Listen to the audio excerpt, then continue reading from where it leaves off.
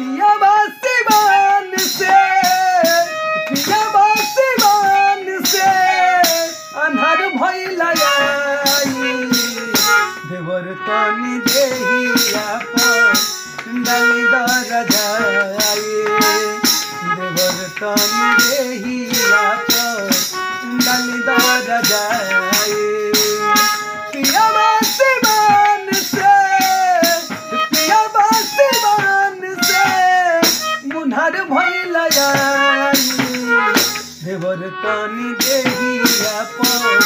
डाली दरजाए देवर तनी देहिया पर डाली दरजाए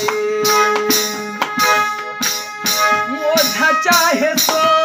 खाके सोझा बोलाई दन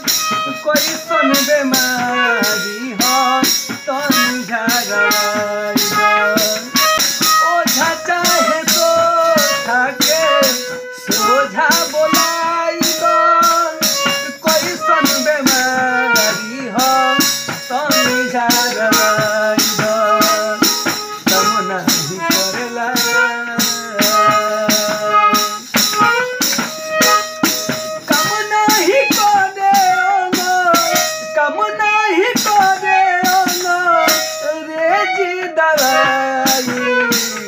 देवर तनी